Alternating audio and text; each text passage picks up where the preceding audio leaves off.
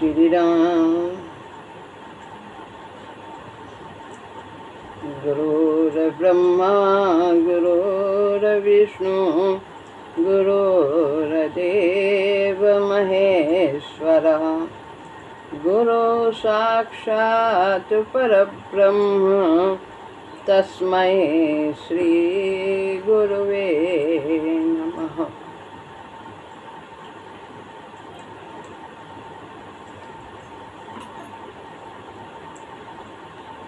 अध्यात्म विकास पुस्तक पूज्य गुरुदेव द्वारा रचित, इसे हम सभी सुन रहे थे। इसमें अब एक भजन है जो महाराज जी द्वारा लिखा गया है, ऐसा हमने सुना है, तो हम उसका अर्थ समझने का प्रयत्न करेंगे। ऐ पथगामी पग धीरे धीरे धरना। पथगामी यानी कि रास्ते पर चलने वाला। कौन से रास्ते पर? साधना के रास्ते पर चलने वाला। ऐ पथगामी पग पैर धीरे धीरे चलना, आगे धीरे धीरे बढ़ना है तुम्हें। उतावलेपन का काम नहीं है साधना में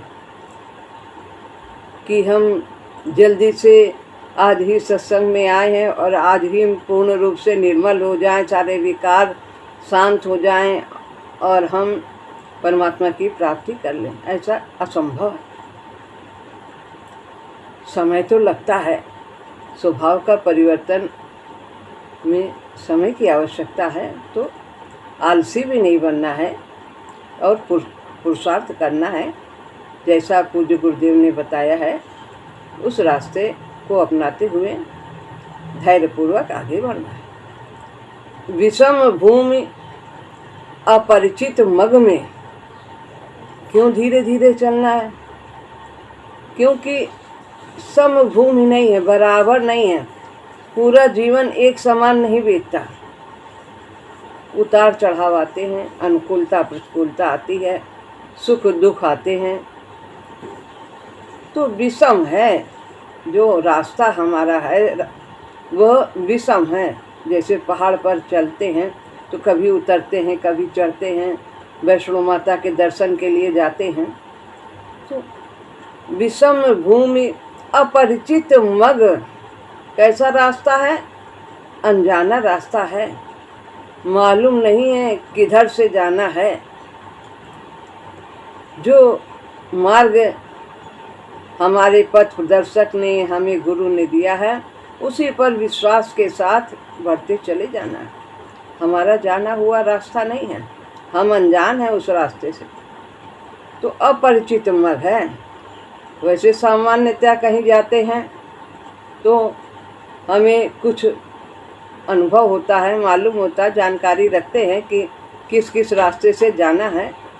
लेकिन जो इतना ऊंचा लक्ष्य प्राप्त करना है हमें, उस रास्ते पर जो कि अनजाना है, उस पर हमें चलना है। तो इसलिए धीरे धीरे संभल करके चलना है, सोच समझ कर चलना, बुद्धि का उपयोग करना। क्या करना चाहिए, क्या नहीं करना चाहिए, क्या हमारे विकास के पथ में सहायक है, क्या बाधक है। ऊंचे में है,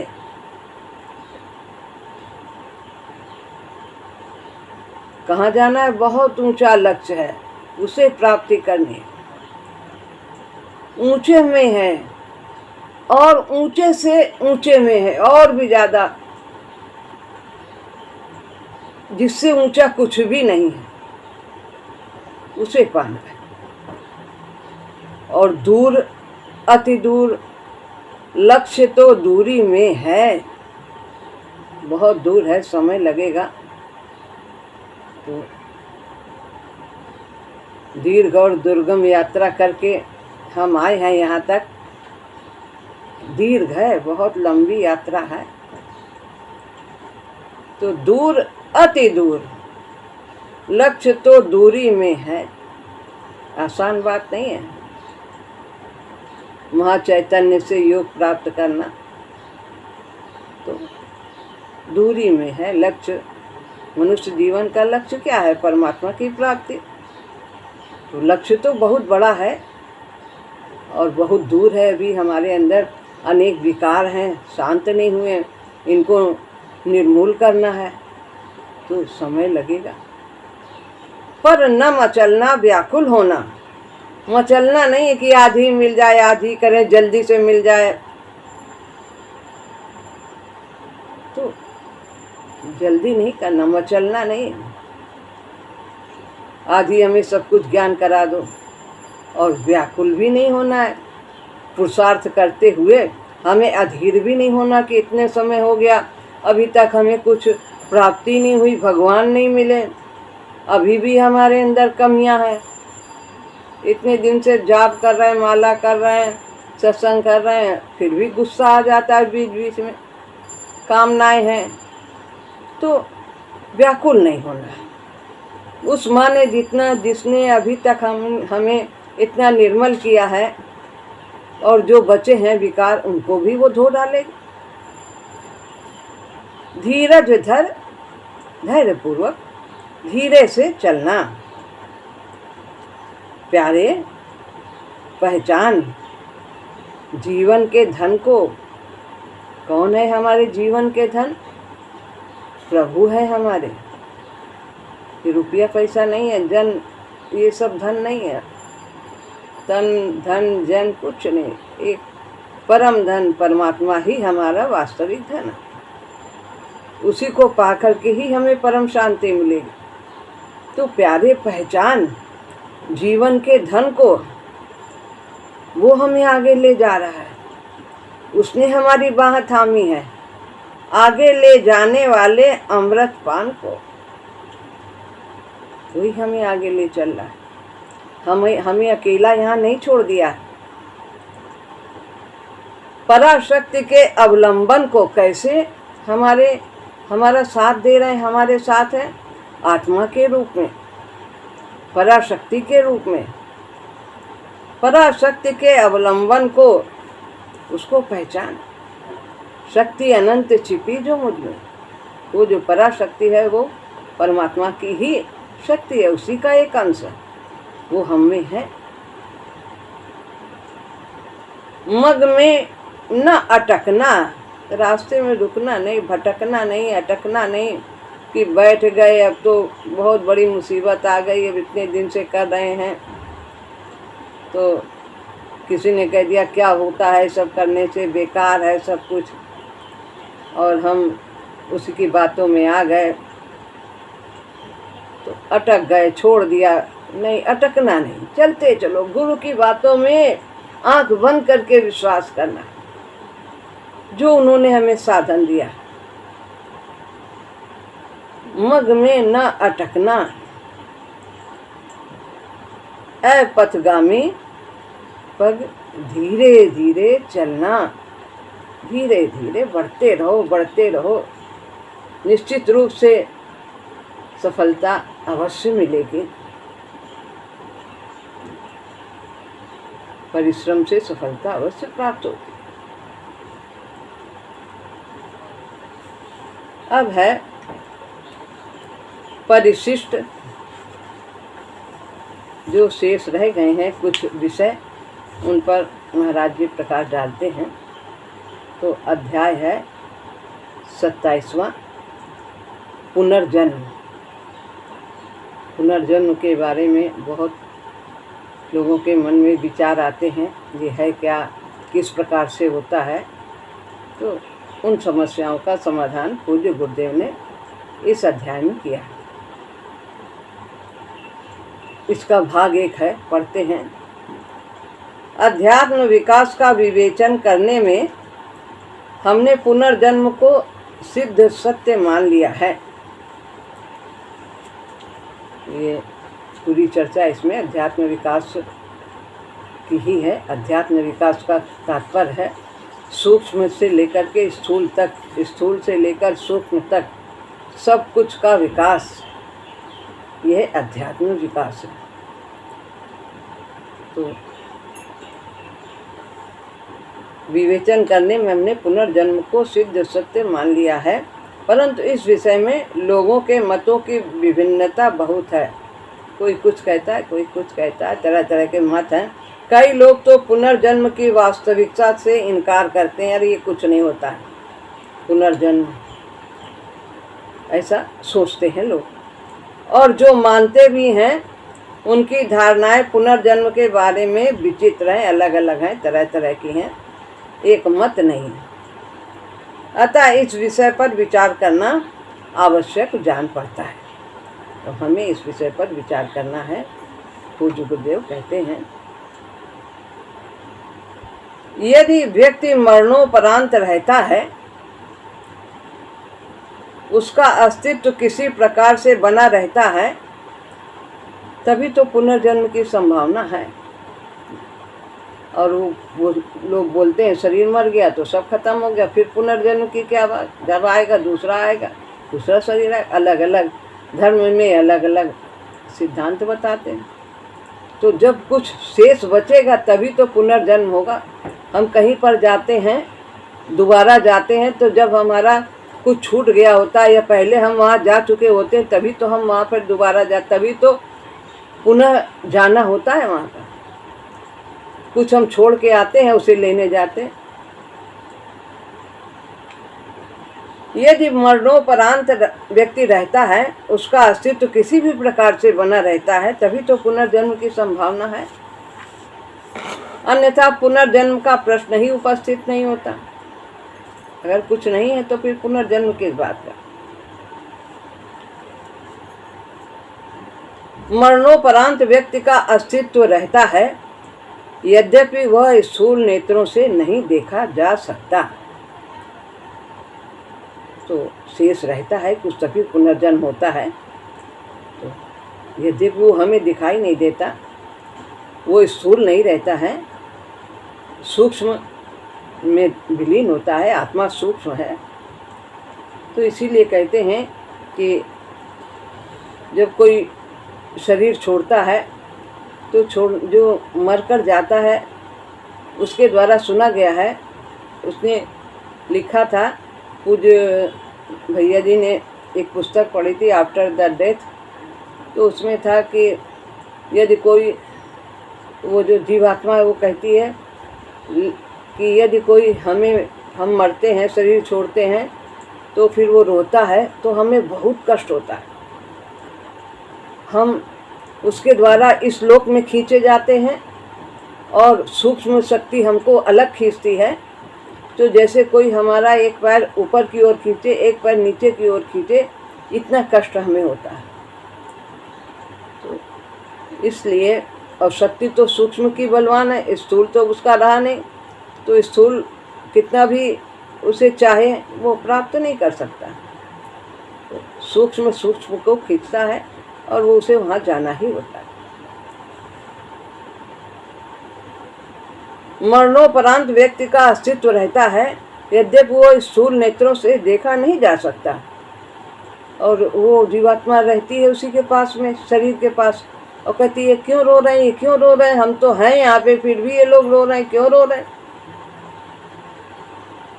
लेकिन उसकी बात तो कोई सुनता नहीं। जैसे हम कई दूसरी वस्तुओं को आंखों से नहीं देख सकते, ऐसे ही उसको भी नहीं देख सकते। बहुत कुछ वातावरण में है, हम सब कुछ तो इन आंखों से नहीं देख पाते। इतने सूक्ष्म है कण कि हम उन्हें नहीं देख सकते। माइक्रोस्कोप से देखा जाए तो शायद दिख जाए, उससे भी छोटे छोटे और बहुत से कण हैं कि उनसे भी नहीं देखा जा सकता। उनके द्वारा पैदा होने वाले प्रभाव को, घटनाओं को देखकर ही उनके अस्तित्व का अनुमान लगाया जाता है कि ये है कोई सत्ता जो शरीर से गई है। तो उसके द्वारा प्रभाव कुछ होता है, तो कुछ तो उनके द्वारा अनुमान लगाया जाता है। और बहुत से लोग हैं जो तंत्र मंत्र विद्या जानते हैं, वो उन प्रभावों का अनुमान लगा सकते हैं और उसके द्वारा वो उस सत्ता को महसूस करते हैं। जैसे कि एक बार पूज्य भैया जी के घर के सामने एक महिला रहती थी, तो उनकी शादी हो गई, वो दूसरे शहर में गई, फिर उनका शरीर शांत हो गया। भैया जी वहाँ पर गए थे, तो जब उनका शांति पाठ हो रहा था उस समय वे गए थे, तो उसमें आहुति दी जाती है, शांति पाठ में हवन किया जाता है। तो उन्होंने राम राम जप के उसके नाम से, उस आत्मा के नाम से आहुति दी थी। फिर एक कोई आए थे तंत्र मंत्र विद्या जानने वाले, उनके पति बहुत परेशान थे और बहुत दुखी थे, और वो चाहते थे कि एक बार हमें उनसे बात करा दी जाए, और वो बात करा सकते थे, उनके पास ऐसी विद्या थी कुछ।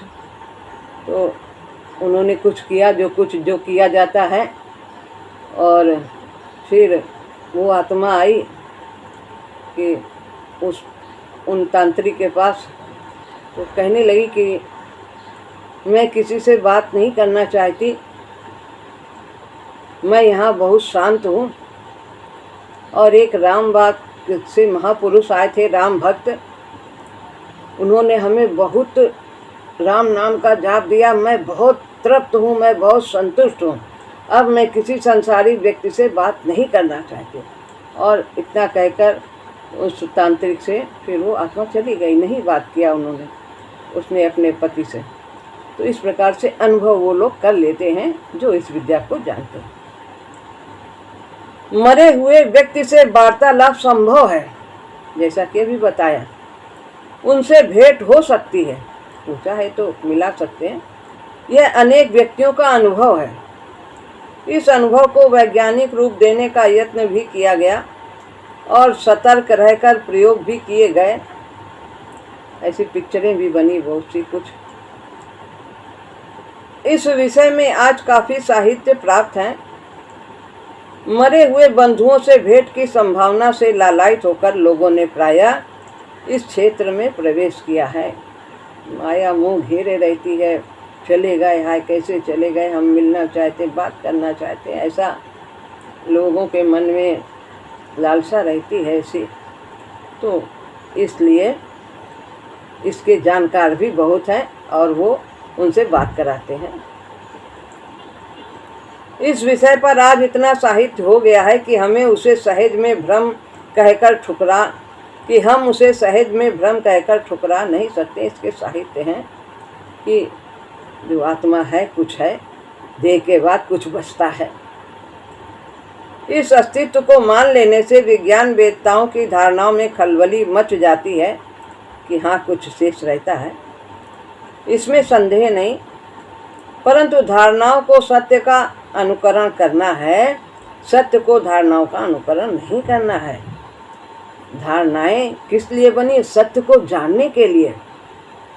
तो धारणाओं को सत्य को जानने के लिए अनुकरण करना है, उसकी ओर आगे बढ़ना है, ना कि धारणाओं को जानने के लिए सत्य का अनुकरण करना है। धारणाओं को क्या जानना है? सत्य को जानने के लिए अनेक धारणाएं बनी हैं, तो उन्हीं के अनुसार हमें चलना है। तो धारणाओं के लिए सत्य को थोड़ी ना बदला जा सकता है। सत्य को धारणाओं का अनुकरण नहीं करना है। सत्य तो सत्य है, उसके जानने के लिए अनेक विचारधाराएं हैं, धारणाएं हैं, मान्यताएं हैं। सत्य के अन्वेषक को तो हमेशा सत्य को ग्रहण करने के लिए उद्यत रहना चाहिए कि वास्तव में सत्य है क्या, क्या है ये सत्य, कौन है जो सत्य है, वास्तविक है, जिसका अस्तित्व सदैव रहता है। स्पिरिट फोटोग्राफी में भी सफलता प्राप्त की गई है और जो आंतरिक क्षेत्र में विकास प्राप्त करते हैं, सूक्ष्म लोक में जग जाते हैं, वे आमने सामने भी मरे हुए लोगों से भेंट कर सकते हैं। ऐसा सब कुछ है जो जानते हैं इस विषय में। इस बात को मान लेने से कई प्रश्न उत्पन्न होंगे। परंतु यदि हम इसको सत्य मान लेते हैं तो हमें उन प्रश्नों का हल ढूंढना चाहिए, न कि उन कठिनाइयों से बचने के लिए सत्य से आंखें मूंद लेना। तो ये जो पुनर्जन्म की समस्या है, विषय है, तो इस पर हम जानकारी प्राप्त करें तो हमें उन प्रश्नों का हल ढूंढना चाहिए कि ये है क्या, किस प्रकार से ऐसा होता है, क्यों ऐसा होता है। तो उसका समाधान महाराज जी बताते हैं। इस मरणोपरांत अवस्था विषयक अनुभूतियों में माध्यमों द्वारा दंभ की भी संभावना है। तो सबकी अलग अलग अनुभूतियाँ, हर एक की अलग अलग अवस्थाएं हैं अध्यात्म की, और वो सब अपने अपनी आध्यात्मिक अवस्था के अनुसार अनेक धारणाएं बताते हैं, मान्यताएं बताते हैं कि नहीं ऐसा होता है, वो दूसरे कहते वैसा होता है। हर एक धर्म में, पंथ में अलग अलग बातें हैं। कभी कभी हुआ भी है, परंतु उसकी आड़ लेकर सत्य से इनकार करना तो अपनी कायरता को छिपाना मात्र है। इस प्रकार से हमें मरणोपरांत व्यक्ति के अस्तित्व को मानने के लिए उद्यत रहना होगा। रहता है, शरीर छूटने के बाद भी रहता है कुछ। अब हम पुनर्जन्म के प्रश्न पर आते हैं।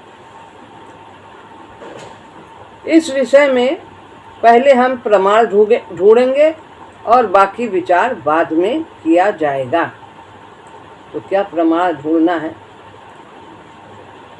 कई एक किस्से सुनने में आते हैं, कभी कभी समाचार पत्रों में प्रकाशित होते हैं, बहुत आते हैं, मोबाइल में भी आते हैं सब कुछ, कि वो कैसे शरीर छूटा, फिर वहाँ गए तो फिर क्या हुआ। बहुत लोग बताते हैं कभी कि जो कोई गलती से उनका शरीर ले जाते हैं धर्मराज, तो फिर वो फिर वहाँ जाके कुछ अनुभव करते हैं, फिर आके बताते हैं, वापस आ जाते हैं, शरीर जला नहीं होता है।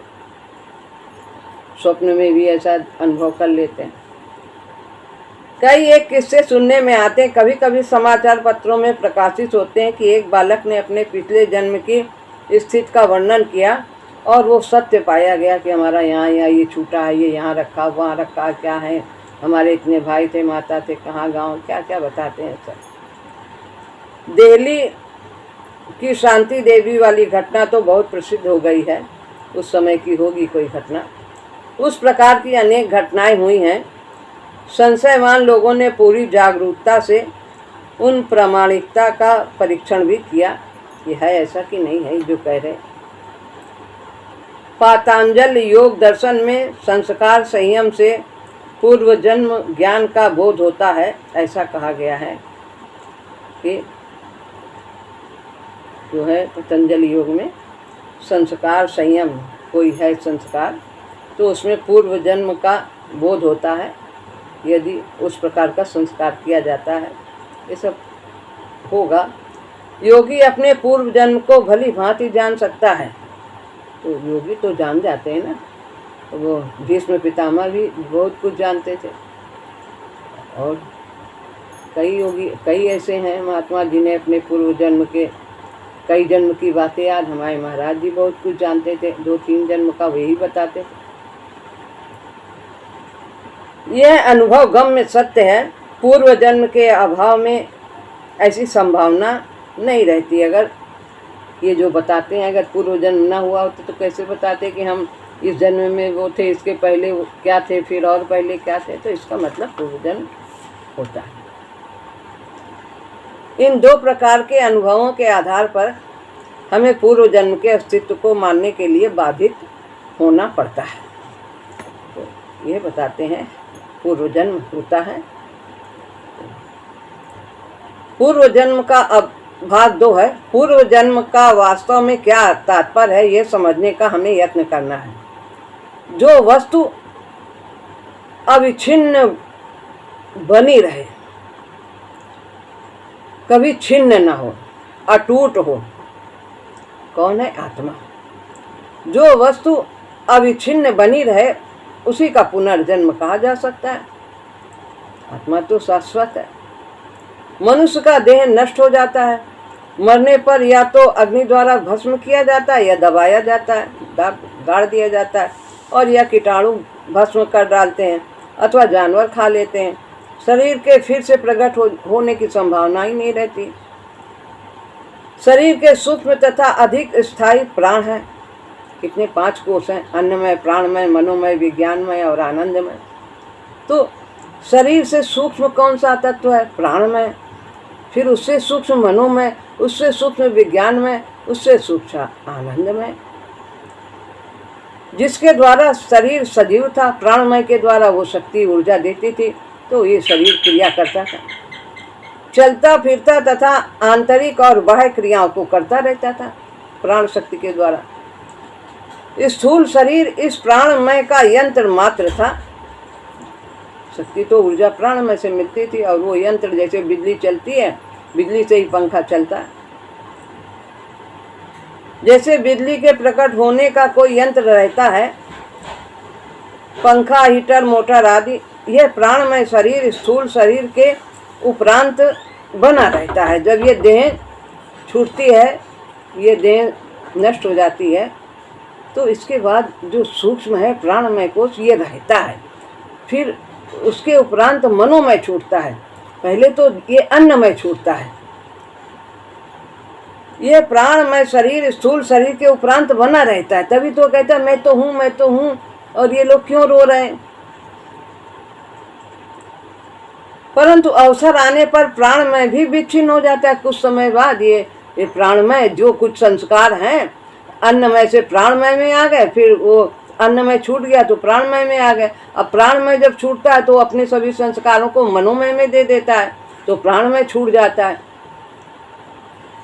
जैसे स्थूल के अणु स्थूल पृथ्वी आदि में मिल जाते हैं, इसी प्रकार से सूक्ष्म प्राणमय अणु भी प्राणमय स्तर में मिल जाते हैं। इसलिए इसका भी पुनर्जन्म नहीं होता है।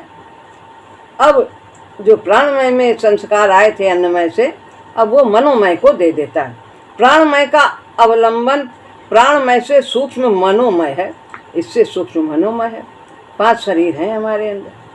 प्राणमय के विच्छिन्न हो जाने से मनोमय विच्छिन्न नहीं होता है। जैसे अन्नमय के विच्छिन्न होने से प्राणमय नहीं विच्छिन्न हुआ, वैसे प्राणमय के विच्छिन्न होने से तुरंत मनोमय नहीं विच्छिन्न होता है। फिर प्राणमय जब विच्छिन्न होता है, फिर उसके बाद मनोमय में आया, फिर मनोमय में जो संस्कार आया वो विज्ञानमय को दे देता है। फिर तब वो मनोमय विच्छिन्न हो जाता है, वो समाप्त हो जाता है। मनोमय स्तर वो है जिसमें भाव की तरंगे और संकल्प विकल्पनात्मक स्पंदन संभव है। भाव होते हैं मन में, तभी जब भाव होंगे तभी उसमें जो प्राण की शक्ति है वो उसको शरीर को संचालित करेगी। हाथ उठाओ, ये बोलो, क्या करो, कहाँ जाओ, देव किसी को देना है। यह मनोमय शरीर भी सदा रहने वाला नहीं, इससे अधिक सूक्ष्म तथा इसका आधार विज्ञानमय है। यह वो स्तर है जिसमें आत्मस्फुरण तथा सूक्ष्म दर्शन आदि संभव है। विज्ञानमय में रहस्य खुलते हैं कि कब क्या हुआ था, पिछले जन्म क्या किया था, तो आज ऐसा हो रहा है, तो फिर नए संस्कार नहीं बनाता है। हमने तो ऐसा किया था, इसीलिए आज ऐसा हो रहा है। जो सविकल्प समाधि की अनुभूति है, ये विज्ञानमय में समाधि चेतना का यही स्तर है। जब विज्ञानमय कोश मनोमय से अलग हो जाता है, तो मनोमय अपनी आधारभूत सत्ता को खोकर विच्छिन्न हो जाता है। ये अपने अस्तित्व को मनोमय खो देता है, विज्ञानमय में सब कुछ समाहित कर देता है। मनोमय के अणु विज्ञानमय स्तर में मिल जाते हैं, परंतु विज्ञानमय स्तर से परे भी एक स्तर है जिसको आनंदमय कहा जाता है। यह विज्ञानमय का अवलंबन है, ये उसका सहारा है, उसके आधार है, उसको आनंदमय पर आधारित है। और इसके अलग हो जाने से विज्ञानमय के अणु भी आनंदमय में मिल जाते हैं। जैसे पहले वाले सब मिले, विज्ञानमय भी आनंद वाले में मिल जाता है, आनंदमय कोश में। इस आनंदमय का विच्छेद असंभव है, ये यहाँ विच्छेद नहीं होता। ये बाकी विज्ञानमय तक विच्छेद हो जाते हैं, इसका असंभव। यह सारी शक्ति का आदि स्रोत है, यही मनुष्य का आत्मा है, आनंदमय कोश। ये कभी भी क्षीण नहीं होता, समाप्त नहीं होता। यही अविच्छेद्य सत्ता है, इसी का पुनर्जन्म।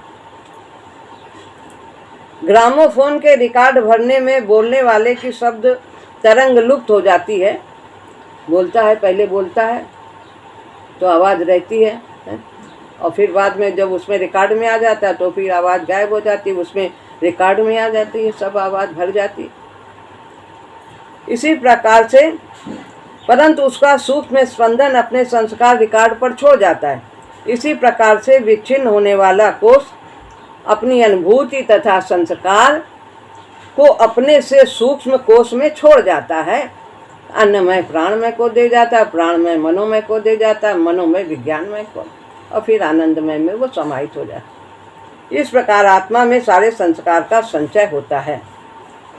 वास्तविक दृष्टि से देखा जाए तो यह अनुभवमय संस्कार अनुभूत के साथ ही साथ सभी स्तरों पर आत्मा से लेकर स्थूल शरीर पर्यंत अंकित होते चले जाते हैं। जितने शरीर हम धारण करते हैं, एक जन्म में जो कुछ हमने सीखा, अनुभव प्राप्त किया, वो दूसरे पूरे पिछले जन्मों को लेकर और वर्तमान में जो अनुभव प्राप्त किया वो सब लेकर के हम नए स्थूल शरीर में लेकर आ जाते हैं, आत्मा ले जाती है, और फिर वो इसी प्रकार क्रम विकास का चलता रहता है। पिछला सब नए वर्तमान में आता चला जाता है। प्रत्येक नष्ट होने वाला कोष अपनी संभावना मात्र को अपने से सूक्ष्म कोष में पहुंचा देता है। मृत्यु के उपरांत व्यक्ति इस प्रकार से अपने कोषों को धीरे धीरे उतारता चला जाता है। नए जन्म को ग्रहण करने के लिए अवसर आने पर फिर अभिव्यक्ति का क्रम आरंभ होता है। फिर आनंदमय का से विज्ञानमय की उत्पत्ति होती है, उसको वो देता है जितना भी संस्कार और अनुभव। विज्ञानमय के बाद फिर मनोमय का निर्माण होता है, फिर मनोमय के बाद फिर प्राणमय का निर्माण होता है, फिर स्थूल शरीर का निर्माण होता है जो नर नारी के संयोग से संभव है। आनंदमय अपनी शक्ति को फिर अभिव्यक्ति के क्षेत्र में लाना चाहता है, क्योंकि उसने भी विकास पूरा नहीं किया, इसलिए अभी वो अभिव्यक्ति चाहता है, शरीर धारण करेगा पुनः। अतः विकासोपयोगी तथा विकासानुकूल देह का निर्माण करना आवश्यक होगा, यह क्रमशः ही संभव है। आनंदमय की शक्ति विज्ञानमय स्तर में प्रविष्ट होती है और नूतन अभिव्यक्ति के अनुकूल जो सारे पुराने विकास की संभावनाओं से सीमित है, विज्ञानमय का निर्माण हो जाता है। सभी अनुभव उसमें पहले के सब आ जाते हैं। आनंदमय की शक्ति ही अपने विशेष स्पंदन के द्वारा अपने अनुकूल अणुओं का आकर्षण कर विज्ञानमय कोष का निर्माण कर देती है। आनंदमय जो परासत्ता है, यह पहला जन्म है आनंदमय का, विज्ञानमय में पुनर्जन्म। आनंदमय से वो विज्ञानमय कोष की उत्पत्ति होती है, जनन होता है। इस प्रकार से यह नूतन विज्ञानमय मनोमय में जन्म लेता है और अपने अनुकूल मनोमय कोष का निर्माण करता है। यह विज्ञानमय का पुनर्जन्म है मनोमय में। इस क्रम से प्राणमय की और अंत में अन्नमय तथा स्थूल शरीर की अभिव्यक्ति होती है। इस स्थूल शरीर की उत्पत्ति के लिए स्थूल शरीरधारी नारी पुरुष के सहयोग की आवश्यकता होती है, यह पुनर्जन्म है। अन्नमय में प्रायः इसको ही पुनर्जन्म कहा जाता है।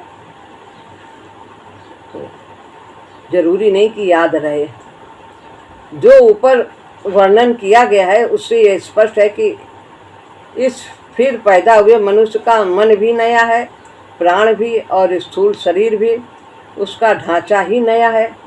प्रायः मनुष्य इन्हीं से पहचाना जाता है, ढांचा से, देह से।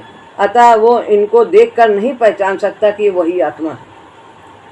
यदि स्थूल शरीर में एक व्यक्ति अपने पिछले जन्म के व्यक्ति के सामने आ जाए तो पहचानना संभव होगा। इनमें एक रहने वाली तो चेतन शक्ति है जो आनंदमय है। उसी की शक्ति वास्तव में इन विभिन्न स्तरों के कोषों में प्रकट होती है। परा की शक्ति, आत्मा की शक्ति वही पूरे शरीर का संचालन करती है, विज्ञानमय को शक्ति देती है, उसको उत्पत्ति करती है, मनोमय का, प्राणमय का, अन्नमय का।